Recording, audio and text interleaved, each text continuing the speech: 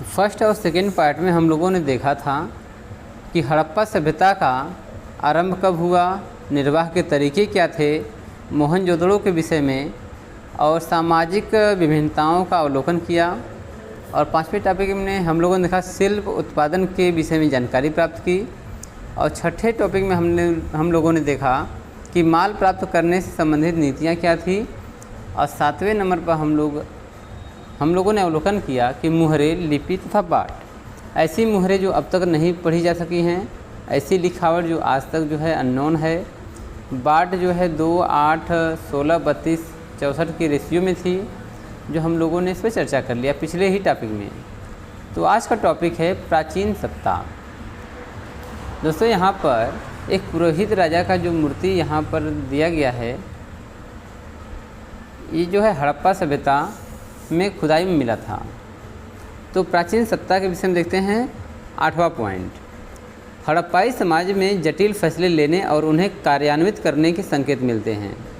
यानी हड़प्पा की सभ्यता ऐसी मिली है कि जिनमें जटिल फैसले लेने और उन्हें कार्य करने के बहुत से संकेत मिले हैं। उदाहरण के लिए हड़प्पाई लोगों ने पुरातत्व वस्तुओं में असाधारण एकरूपता को ही ले लें, जैसे मृत भांडों, मुहरों, बाटों तथा ईंटों में स्पष्ट है। जैसा कि एक ही तरह के मृत भांड, मुहर, बाट, ईंट का रेशियो सभी जो है स्पष्ट रूप से दिखाया गया है। महत्वपूर्ण बात यह है कि ईंटें जिनका उत्पादन स्पष्ट रूप से किसी एक केंद्र पर नहीं होता था, अर्थात ईंटों को हर जगह बनाया जाता था। जम्मू से गुजरात तक पूरे क्षेत्र में समान अनुपात की थी। यानी कि चाहे गुजरात में देख लो, चाहे जम्मू कश्मीर में, सभी जगह ईंटों का जो है रेशियो था समान अनुपात में था। हमने यह भी देखा कि अलग अलग कारणों से बस्तियां विशेष स्थानों पर आवश्यकता अनुसार स्थापित की गई थी। यानी कि बस्तियों को ऐसी जगहों पर बसाया गया था जहां पर सभी सुविधाएं उपलब्ध हों। ऐसा माना जाता था कि लोगों को इस सभ्यता को देखकर ये अनुमान लगाना काफ़ी कठिन हो रहा था कि उस समय इतनी उन्नत तकनीकी आई कहाँ से, कि किसी भी एक शहर को बसाने के लिए एक तरह से इंजीनियरिंग का प्रयोग किया गया था। इसके अतिरिक्त ईंटें बनाने और विशाल दीवारों तथा चबूतरों के निर्माण के लिए श्रम संगठित किया गया था। यानी कई लोग मिल करके कार्य को किया करते थे। इन सभी क्रियाओं को कौन संगठित करता था, इसके विषय में आप लोग चर्चा कर सकते हैं। तो सब जो बीच में क्वेश्चन आते हैं, इस पर भी आप लोग को अवलोकन करना चाहिए कि इन क्रियाओं को संगठित कौन करता था। क्या उस समय भी लोग मिल करके काम करते थे, या फिर एक तरह से लोगों में संगठित होकर कार्य करने की प्रवृत्ति थी। तो प्राचीन सत्ता में देखते हैं प्रासाद तथा शासक। प्रासाद का मतलब होता है महल, और शासक कैसे थे।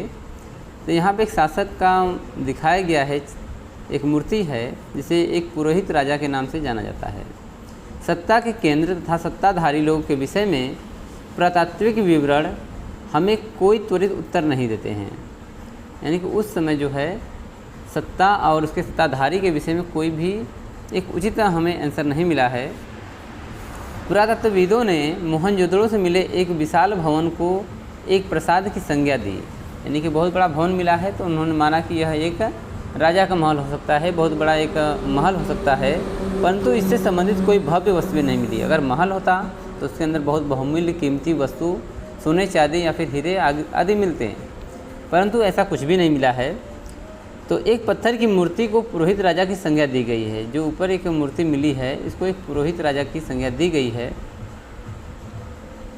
और यह नाम आज भी प्रचलित है। ऐसा इसलिए है क्योंकि पुरातत्वविद मेसोपोटामिया के इतिहास तथा वहाँ के पुरोहित राजाओं से परिचित थे। इसका मानना यह है कि अगर हड़प्पा सभ्यता, मोहनजोदड़ो की सभ्यता अगर मेसोपोटामिया की समकालीन थी, तो वहाँ पर राजा और पुरोहित के विषय में सब लोग जानते हैं, तो ऐसी समानता यहाँ पर भी देखने को मिल सकती है। और यही समानताएं इन्होंने सिंध क्षेत्र में भी ढूंढी। लेकिन जैसा कि हम आगे देखेंगे कि हड़प्पा सभ्यता की अनुष्ठानिक प्रथाएं अभी तक ठीक प्रकार से समझी नहीं जा सकी हैं, और न ही यह जानने के साधन उपलब्ध हैं कि क्या जो लोग इन अनुष्ठानों का निष्पादन करते थे उन्हीं के पास राजनीतिक सत्ता थी। कुछ पुरातत्वविद इस मत के हैं कि हड़प्पाई समाज के शासक नहीं थे तथा सभी की सामाजिक स्थिति समान थी। दूसरे पुरातत्वविद यह मानते हैं कि यहाँ कोई एक नहीं बल्कि कई शासक थे। जैसे मोहनजोदड़ो, हड़प्पा आदि के अलग अलग राजा होते थे। कुछ और यह तर्क देते हैं कि यह एक ही राज्य जैसा कि पुरातत्व वस्तुओं से समानता, नियोजित बस्तियों, साक्ष्यों, ईंटों के आकार, निश्चित अनुपात तथा बस्तियों के कच्चे माल के स्रोतों के समीप संस्थापित होने से स्पष्ट है। अभी तक की स्थिति में अंतिम परिकल्पना सबसे युक्ति संगत प्रतीत होती है, क्योंकि यह कदाचित संभव नहीं लगता कि पूरे के पूरे समुदाय द्वारा इकट्ठे ऐसे जटिल निर्णय लिए तथा कार्यान्वित किए जा सकते हैं। तो यहाँ पर जो है अभी तक ये निर्धारित नहीं किया गया है कि यहाँ पर एक ही राजा था या फिर अनेक राजा हुआ करते थे। इस पर कोई भी अभी भी निश्चित नहीं है। नवा टॉपिक है सभ्यता का अंत। तो यहाँ पर सभ्यता के अंत में ये देखा जाएगा कि हड़प्पा की सभ्यता या मोहनजोदड़ो की जो भी सभ्यता है आखिर नष्ट कैसे हुई है। अनेक पुरातत्वविदों का मानना है कि बाढ़ द्वारा यहाँ पर समाप्त हो गया सब कुछ। कुछ लोग का मानना है कि यहाँ पर लड़ाइयाँ हुई थी, परंतु ऐसे साक्ष्य कुछ भी नहीं मिलते हैं। तो देखते हैं कि सभ्यता का अंत कैसे होता है। ऐसे साक्ष्य मिले हैं जिनके अनुसार लगभग 1800 ईसा पूर्व तक चोलिस्तान जैसे क्षेत्रों में अधिकांश विकसित हड़प्पा स्थलों का त्याग कर दिया गया था। ईसा मसीह के 1800 साल पहले ही लोगों का मानना है कि जो चोलिस्तान है, पंजाब, सिंध, भारत और पाकिस्तान के बीच का क्षेत्र, यह लगभग 1800 ईसा पूर्व ही लोग यहाँ से छोड़कर चले गए थे। इसके साथ ही गुजरात, हरियाणा, पश्चिमी उत्तर प्रदेश की नई बस्तियों की आबादी बढ़ने लगी, अर्थात उन क्षेत्रों को छोड़ करके लोग उत्तर प्रदेश के पश्चिमी इलाके में, हरियाणा, गुजरात में आकर बस गए। ऐसा लगता है कि उत्तर हड़प्पा के क्षेत्र 1900 ईसा पूर्व के बाद भी अस्तित्व में रहें। कुछ चुने हुए हड़प्पा स्थलों की भौतिक संस्कृति में बदलाव आया, जैसे सभ्यता के विशिष्ट पुरातत्वविदों यानी पुरातत्व वस्तुओं, बाटों, मोहरों तथा विशिष्ट मानकों का समाप्त हो जाना। यानी कि उनका मानना है कि 19वीं शताब्दी 1900 ईसा पूर्व से पहले सब कुछ वहाँ पे था, परंतु भौतिक संस्कृति में बदलाव आया, जिससे कि लोगों ने अपने पुरानी वस्तुओं को, बाटों को, मोहरों को और मानकों को समाप्त करके अपना एक अलग सभ्यता का प्रचार किया। लेखन, लंबी दूरी का व्यापार तथा शिल्प विशेषज्ञता भी समाप्त हो गई। सामान्यतः माना जाता है कि थोड़ी वस्तुओं के निर्माण के लिए थोड़ा ही माल प्रयोग में लाया जाता था। आवास निर्माण की तकनीक का ह्रास हुआ था तथा बड़ी सार्वजनिक संरचनाओं का निर्माण अब बंद हो गया था।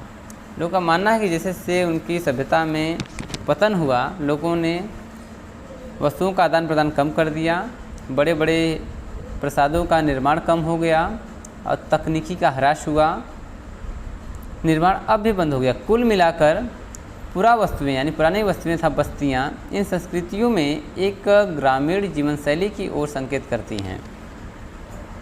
इन संस्कृतियों को उत्तर हड़प्पा अथवा अनुवर्ती संस्कृतियाँ कहा जाता है। उत्तर हड़प्पा के अंतर्गत ये जानते हैं कि जो शहरीकरण था, वहाँ की जनसंख्या लगभग आकर के बाहर उत्तरी उत्तर प्रदेश, पश्चिमी उत्तर प्रदेश, हरियाणा, पंजाब में आदि में आकर बस गई और वहाँ पर जो है एक कृषि कार्य करने लगे, अर्थात गांव में रहने लगे, जिसको अनुवर्ती संस्कृतियाँ भी कहा गया है। उत्तर हड़प्पा यानी कि हड़प्पा के कालीन समय के बाद के समय को उत्तर हड़प्पा का नाम दिया गया है।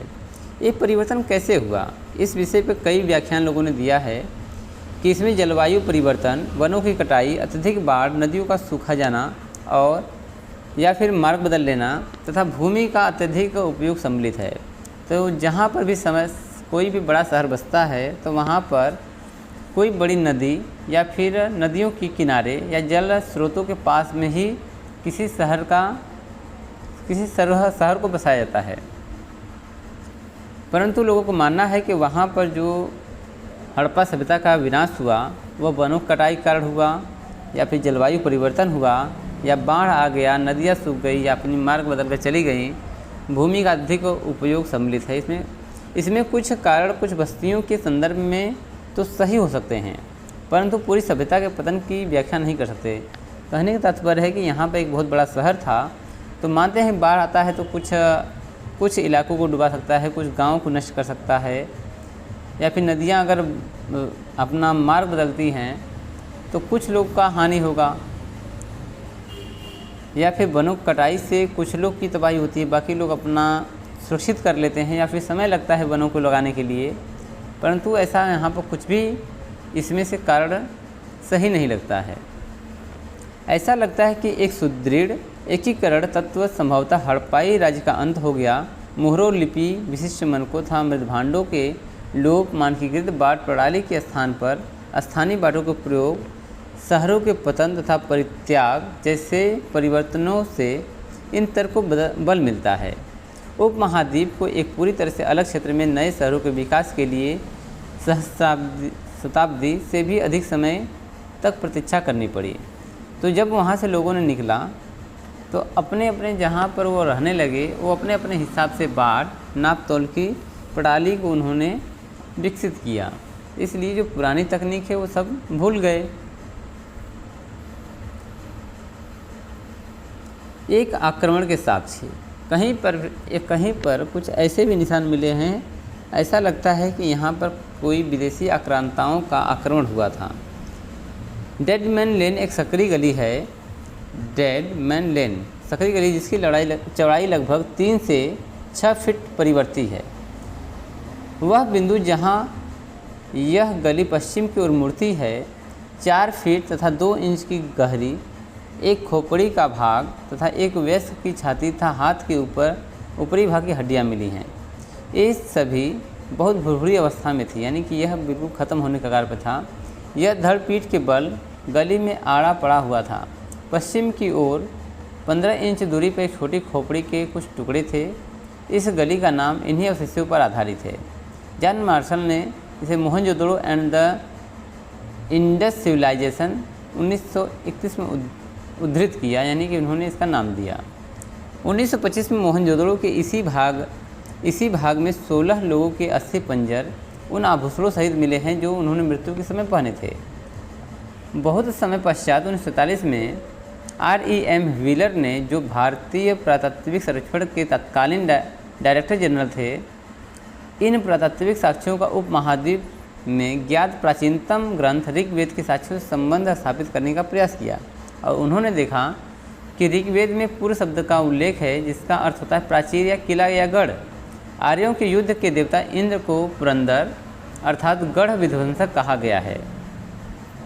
ये दुर्ग कहाँ है या कहाँ थे, पहले यह माना जाता था कि ये मिथक मात्र थे। हड़प्पा हाल में ही हुए उत्खननों से मानव परिदृश्य बदल दिया हो।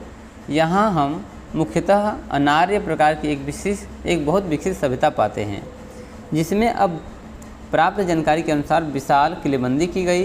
यह सुदृढ़ रूप से स्थिर सभ्यता कैसे नष्ट हुई? हो सकता है कि जलवायु संबंधी, आर्थिक अथवा राजनीतिक ह्रास से इसे कमजोर कर दिया हो, पर अधिकांश संभावना इस बात की है कि जानबूझकर तथा बड़े पैमाने पर किए गए विनाश ने इसे अंतिम रूप से समाप्त कर दिया। यह मात्र संयोग नहीं हो सकता कि मोहनजोदड़ो के अंतिम चरण में आभास होता है कि पुरुषों, महिलाओं तथा बच्चों का नरसंहार किया गया था।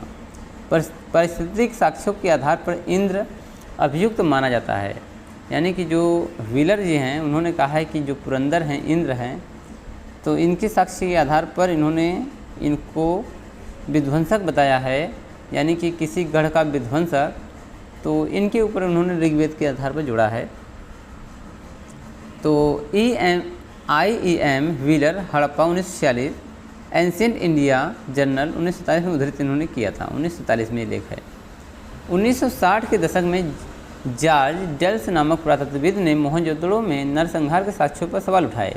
उन्होंने दिखाया कि उस स्थान पर मिले सभी 80 पंजर एक काल से संबंधित नहीं थे, अर्थात वो हो सकता है कि वह शवगृह रहा हो, वहाँ पर लोग दफनाए जाते हों, क्योंकि अगर एक ही समय पर ये विनाश होता तो सभी का कार्बन डेटिंग एक ही बताता, परंतु इन्होंने काल जो है अलग अलग पाए हैं, इसलिए इन्होंने कहा है कि एक ही समय पर नहीं हुआ है, तो हो सकता है ये शवगृह रहा हो।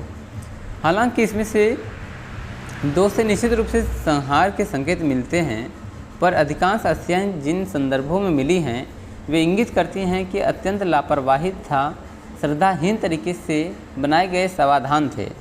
शहर के अंतिम काल में संबंध विनाश का कोई स्तर नहीं है। व्यापक रूप से अग्निकांड के चिन्ह नहीं हैं। चारों ओर फैले हथियारों के बीच कवचधारी सैनिकों का शव नहीं है। दुर्ग से जो शहर का एकमात्र किलेबंदी भाग था, अंतिम आत्मरक्षण के कोई साक्ष्य नहीं है। तो इन्होंने बताया है कि अगर यहाँ पर कोई युद्ध हुआ होता तो मेन गेट यहाँ पर है, जहाँ पर किलेबंदी की गई थी, वहाँ से ही हमें शवों के अवशेष मिलते, या फिर सैनिकों के ऐसे अवशेष मिलते जो अपने ढालों को, कवच को पहन करके ही मरे होते। या फिर हाँ, 2 ऐसी अस्थियाँ मिली हैं जिन पर लगता है कि युद्ध के संकेत हैं, परंतु सभी पर नहीं है। तो उन्होंने माना है कि उस समय जो यहाँ पर शवों को दफनाया जाता था, बड़े लापरवाही से लोग दफना दिया करते थे। जैसा कि अब नीचे चर्चा करते हैं कि आप लोग मानचित्र 1, 2 और 4 को समानताओं से भिन्नता कीजिए, तो आप मानचित्र देख सकते हैं। आगे चलते हैं नंबर 10 पर, हड़प्पा सभ्यता की खोज। आखिर हड़प्पा सभ्यता की खोज कैसे हुई? अब तक हमने हड़प्पा सभ्यता के विभिन्न पहलुओं का विश्लेषण इस संदर्भ में किया, किस प्रकार पुरातत्वविदों ने भौतिक अवशेषों से प्राप्त साक्ष्य के आधार पर एक आकर्षक इतिहास के अलग अलग अंशों को एक साथ जोड़ा। लेकिन एक और कहानी भी है कि किस प्रकार पुरातत्वविदों ने सभ्यता की खोज की। जब हड़प्पा सभ्यता के शहर नष्ट हो गए तो लोग धीरे धीरे उसके विषय में सब कुछ भूल गए। जब लोगों ने इस क्षेत्र में शताब्दियों बाद, सैकड़ों शताब्दियों के बाद रहना प्रारंभ किया, तब वे नहीं समझ पाए कि बाढ़, मिट्टी के कटाव के कारण तक खेत की जुताई के समय या फिर खजाने के लिए खुदाई के समय यदाकदा धरती की सतह पर आने वाली अपरिचित वस्तुओं का क्या अर्थ लगाया जाए। यानी जब फिर ये सभ्यता नष्ट हो गई या फिर दब गई, फिर बाद में लोगों ने जब रहना शुरू किया, तो जब वो खेतों में जुताई करते थे तो कुछ ना कुछ मिल जाता था। तो उन्होंने कभी भी ये ध्यान नहीं दिया कि आखिर मिल क्यों रहा है, कहाँ से आ रहा है। तो आगे है कनिंघम का श्रम। जब भारतीय पुरातत्विक सर्वेक्षण के पहले डायरेक्टर जनरल कनिंघम ने 19वीं शताब्दी के मध्य में पुरातत्विक उत्खनन आरंभ किए, तब पुरातत्वविद अपने अन्वेषणों के मार्गदर्शन के लिए लिखित स्रोतों, जिसमें साहित्य और अभिलेख का भी जिक्र है, का प्रयोग अधिक पसंद करते थे। यहाँ तक कि कनिंघम की मुख्य रुचि थी कि आरंभिक ऐतिहासिक लगभग 6वीं शताब्दी ईसा पूर्व, 4वीं शताब्दी ईसा पूर्व के तथा उनके बाद के कालों संबंधित पुरातत्व में थी। आरंभिक बस्तियों की पहचान के लिए उन्होंने 4वीं से 7वीं शताब्दी ईसा पूर्व के भी उपमहाद्वीप में आए चीनी बौद्ध यात्रियों द्वारा छोड़े गए वृत्तांतों का प्रयोग किया। यानी कि उन्होंने ऐसे ग्रंथों को उठाया जो बौद्ध या फिर चीनी लोग भारत में आए, उन्होंने अपने डायरी में क्या लिखा, उन्होंने इसका प्रयोग किया। कनिंघम ने अपने सर्वेक्षण के दौरान मिले अभिलेखों का संग्रहण, प्रलेखन तथा अनुवाद भी किया। उत्खनन के समय वे ऐसी पुरावस्तुओं को खोजने का प्रयास करते जो उनके विचार से सांस्कृतिक महत्व की थी। हड़प्पा जैसे पुरास्थल जो चीनी यात्रियों की यात्रा कार्यक्रम का हिस्सा नहीं था और जो एक आरंभिक ऐतिहासिक शहर नहीं था, कनिंघम के अन्वेषण के ढांचे में उपयुक्त नहीं बैठता था। इसलिए हालांकि हड़प्पाई पुरावस्तुएँ 19वीं शताब्दी में कभी कभी मिलती थीं और इनमें से कुछ तो कनिंघम तक पहुंची भी, और वह समझ नहीं पाए कि पुरावस्तुएँ कितनी प्राचीन थीं। एक अंग्रेज ने कनिंघम की एक हड़प्पाई मुहर दिया। उन्होंने मुहर पर ध्यान तो दिया, पर उन्होंने एक ऐसे कालखंड में दिनांकित करने का असफल प्रयास किया जिससे वे परिचित थे। ऐसा इसलिए था कि क्योंकि कई और लोगों की तरह ही उनका भी यह मानना था कि भारतीय इतिहास का आरंभ गंगा की घाटी में पनपे पहले शहरों के साथ हुआ था।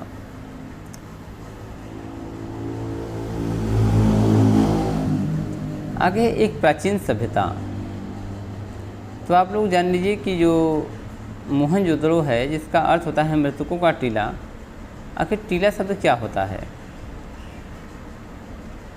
टीला जो होता है कि किसी स्थान पर अगर पानी के बीच में अगर है तो पानी के कटाव से धीरे धीरे वो भाग बगल वाले कट जाते हैं और एक ऊंचाई वाला क्षेत्र बच जाता है, जिसे टीला कहा जाता है।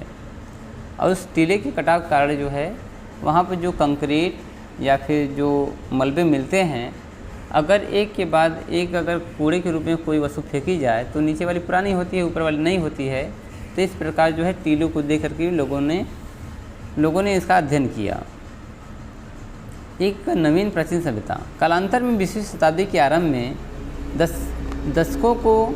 दशकों में दयाराम साहनी जैसे पुरातत्वविदों ने हड़प्पा में मुहरें खोज निकाली, जो निश्चित रूप से आरंभिक ऐतिहासिक स्तरों से कहीं अधिक प्राचीन स्तरों से संबंधित थी।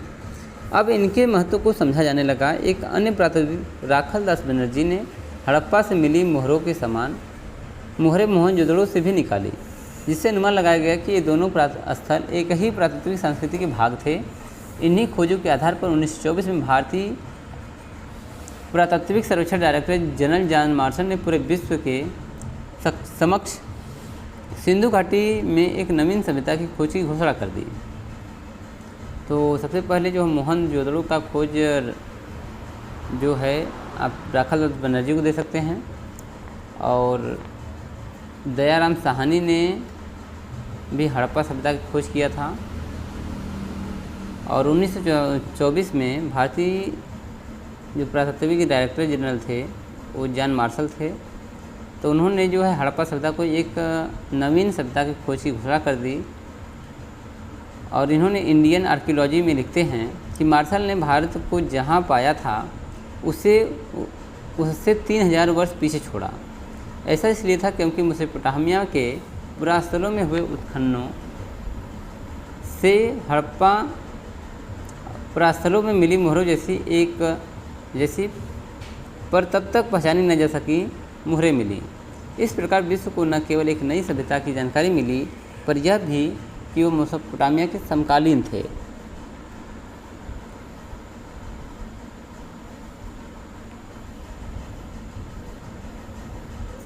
यहाँ पर व्हीलर, हड़प्पा में व्हीलर का देख लेते हैं। आरंभिक पुरातत्वविद कई बार साहस की भावना से कार्य करते हैं। व्हीलर ने हड़प्पा में अपने अनुभव के विषय में यह लिखा, मुझे याद आता है कि 1944 की एक गर्म रात को पुरातात्विक सर्वेक्षण के नवनियुक्त डायरेक्टर जनरल के रूप में अपने स्थानीय मुस्लिम अधिकारी के साथ हड़प्पा नामक एक छोटे से रेलवे स्टेशन के एक गहरे बालू के रास्ते पर 4 मील की तांगे की सवारी कर मैं प्राचीन स्थल के टीलों जो चांद की रोशनी में अवलोकित थे के समीप स्थित एक विश्राम गृह तक पहुंचा।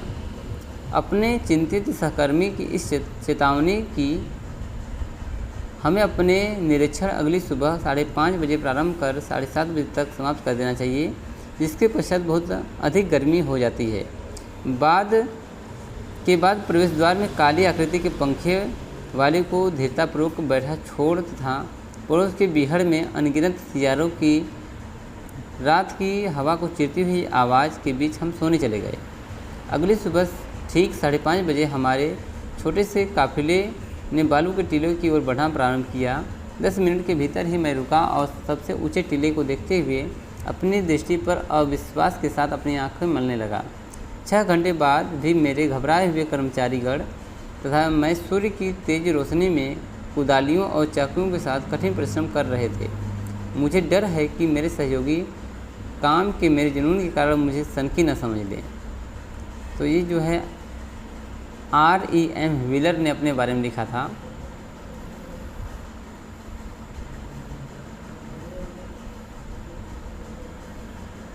तो नई तकनीकें था प्रश्न। तो 1944 में भारतीय पुरातात्विक सर्वेक्षण डायरेक्टर जनरल बने R.M. व्हीलर ने समस्या का निदान किया। व्हीलर ने पहचाना कि एक समान क्षैतिज इकाइयों के आधार पर खुदाई की बजाय टीले के स्तर विन्यास का अनुसरण करना चाहिए। साथ ही सेना के पूर्व ब्रिगेडियर के रूप में उन्होंने पुरातत्व की प्रति में एक सैनिक परिशुद्धता का समावेश भी किया था।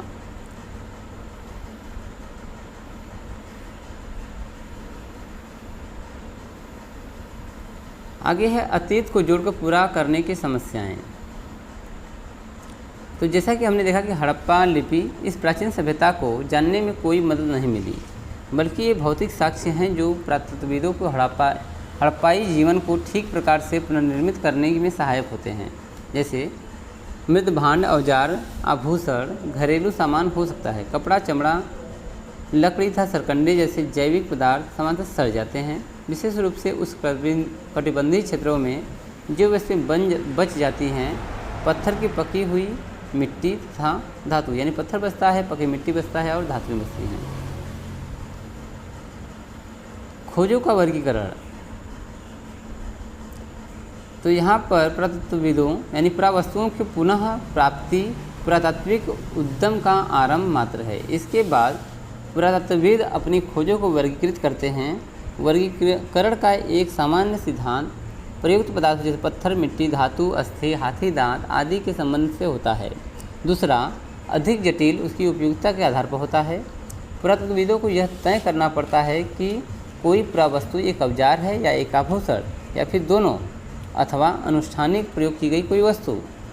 किसी पुरावस्तु की उपयोगिता को समझ अक्सर आधुनिक समय में प्रयुक्त वस्तुओं से उसकी समानता आधारित होती है। यानी कहने का तात्पर्य है कि जब कोई वस्तु मिलता है तो आधुनिक समय में इसको परखा जाता है कि इस वस्तु का आज इस्तेमाल कहाँ हो रहा है।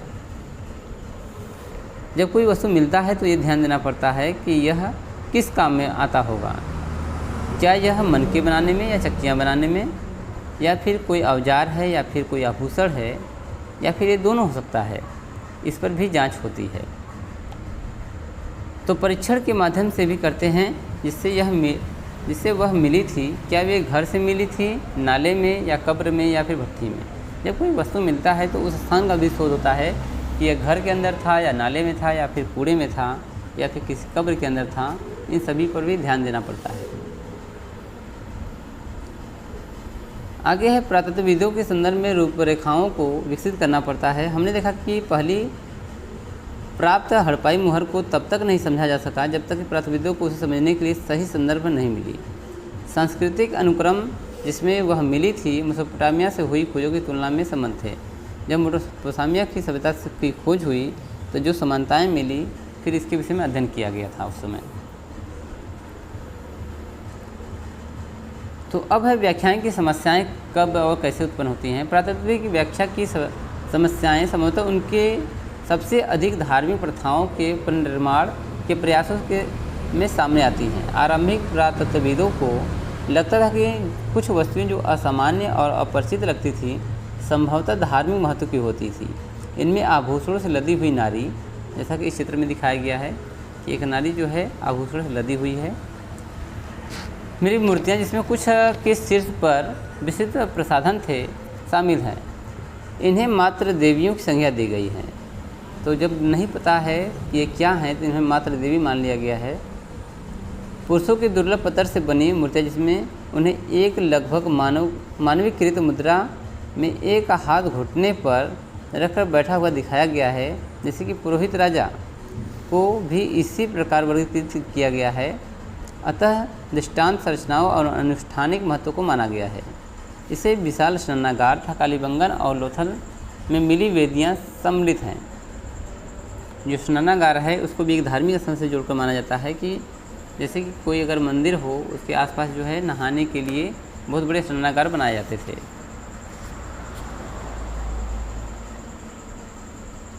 आगे है मुहरों से, जिसमें कुछ संभवतः अनुष्ठान के उद्देश्य बने हैं। परीक्षण से धार्मिक आस्थाओं प्रथाओं को पुनर्निर्मित करने का प्रयास भी किया गया है। कुछ अन्य जिन पर पेड़ पौधे उपकृत हैं, मान्यता अनुसार प्रकृति की पूजा के संकेत मिलते हैं। मुहरों पर बनाए गए कुछ जानवर जैसे कि एक सींग वाला जानवर, जिसे आमतौर पर एक श्रृंगी कहा जाता है। ठीक है, बहुत ही टॉपिक यहाँ पर महत्वपूर्ण है। यानी एक सींग वाला जो जानवर जिसे एक श्रृंगी कहा जाता है, कल्पित तथा संश्लित लगते हैं। कुछ मुहरों पर एक आकृति जैसे पालथी मारकर योगी की मुद्रा में बैठा हुआ दिखाया गया है, जो कभी कभी जिसे जानवरों से घिरा हुआ दर्शाया गया है, आद्य शिव माना गया है। यानी कि इन्हें जो है शिव देवता माना गया है और सभी जानवर जो है इनको घेरे हुए हैं। अर्थात हिंदू धर्म के प्रमुख देवताओं में से एक का आरंभिक रूप की संज्ञा दी गई है। इसके अतिरिक्त पत्थर की शंक्वाकार वस्तुओं को लिंग के रूप में वर्गीकृत किया गया है। हड़प्पाई धर्म के कई पुनर्निर्माण तथा इस अनुमान के आधार पर किए गए हैं कि आरंभिक तथा बाद की परंपराओं में समानताएं होती हैं। ऐसा इसलिए होता है क्योंकि अधिकांशतः पुरातत्वविद ज्ञात से अज्ञात की ओर बढ़ते हैं, अर्थात वर्तमान से अतीत की ओर। हालांकि यह नीति पत्थर की चक्कियों तथा पात्रों संबंध युक्ति संगत हो सकते हैं, लेकिन धार्मिक प्रतीक के संबंध में यह अधिक संदिग्ध लगती हैं। उदाहरण के लिए हम समझते हैं कि आद्य शिव जो है मुहरों को देखते हैं। सबसे आरंभिक धार्मिक ग्रंथ ऋग्वेद, जो लगभग 1500 से 1000 ईसा पूर्व के बीच संकलित किया गया है, में रुद्र नामक एक देवता का उल्लेख मिलता है, जो बाद की पौराणिक परंपराओं में शिव के लिए उपयुक्त एक नाम है। रुद्र जो है शिव का ही नाम है। तो लेकिन शिव के विपरीत रुद्र को ऋग्वेद में न तो पशुपति और न ही एक योगी के रूप में दिखाया गया है। दूसरे शब्दों में हम कह सकते हैं कि यह चित्र जो है ऋग्वेद में दिए गए रुद्र के विवरण से मेल नहीं खाता है। फिर भी क्या यह कोई संबंध था, जैसे कुछ विद्वानों ने सुझाया।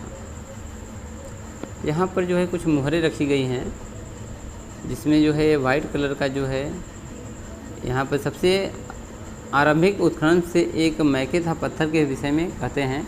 वो लाजवर्द मणि है, जिसे जसपर, चालसेडनी तथा अन्य पत्थरों से छोटे छोटे आकार के संघों सुंदरता से तराशे गए हैं और तैयार किए गए हैं, जो एक शिवलिंग के समान है, छोटे छोटे, जिनकी पूजा की जाती थी।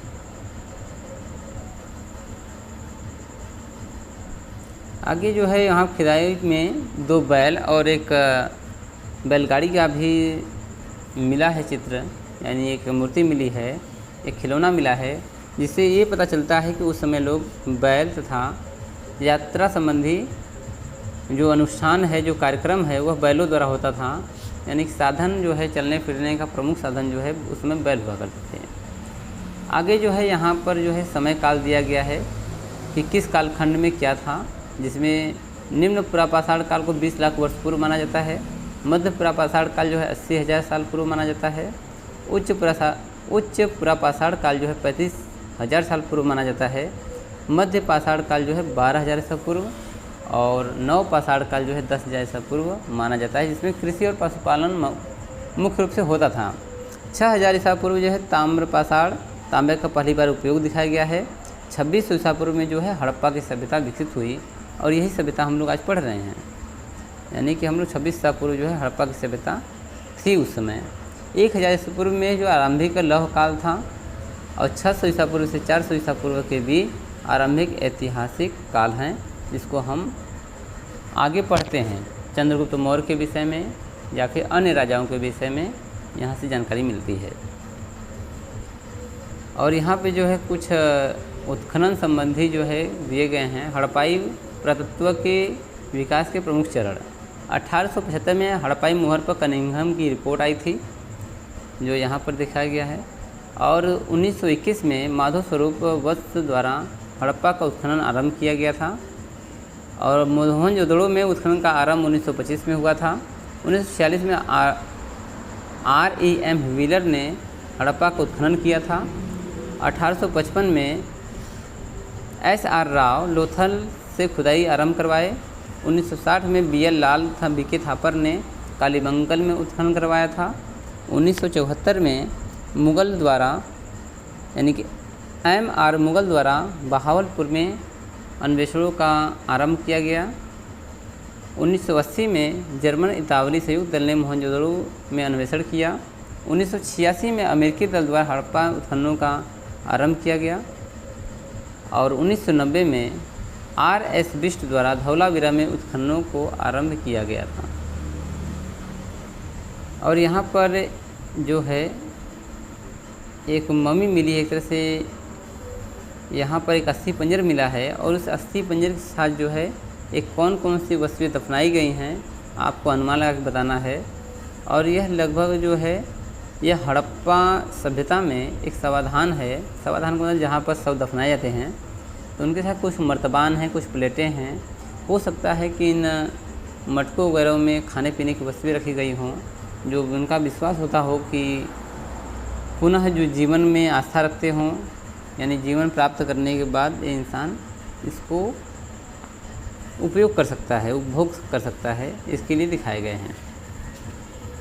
आगे जो है जब हम नेक्स्ट पार्ट बनाएंगे तो यहाँ पर आपको लघु प्रश्न और अति दीर्घ प्रश्न की व्याख्या करेंगे, जो आपके एग्जाम की दृष्टि से महत्वपूर्ण रहेगा। तो दोस्तों आपको वीडियो कैसा लगा? आपको वीडियो अगर पसंद आया हो तो लाइक कीजिए, शेयर कीजिए। दोस्तों यहाँ पर आपको NCERT का नोट्स बनाने की ज़रूरत नहीं है, केवल आप यहाँ पर बातों को समझिए और चित्रों को भी ध्यान से देखिए, क्योंकि चित्र जो है अगर आपको आसानी से याद रहेगा तो आपको अच्छी तरह से इसको समझ सकते हैं। जैसे यहाँ पर एक मूर्ति दिखाया गया है, तो इसका तो कोई प्रमाणिक कुछ भी नहीं मिला है कि यह है क्या। तो लोगों ने अनुमान लगाया है कि अगर इनके यहाँ गले में ढेर सारा हार है और सर पर मुकुट है, तो यह मातृ देवी हो सकती हैं। तो जब भी आपसे क्वेश्चन पूछता है कि हड़प्पा सभ्यता या मोहनजोदड़ो कालीन किसकी पूजा की जाती थी, तो मातृ देवी की पूजा ज़्यादा की जाती थी।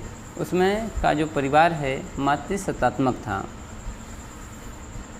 और एक पशुपतिनाथ की मूर्ति मिली है, मुहर मिली है, जिनकी चारों ओर जो है सभी जानवर उपस्थित हैं। तो यहाँ पर हम अनुमान लगा सकते हैं कि उस समय का जो धर्म था वैदिक धर्म था।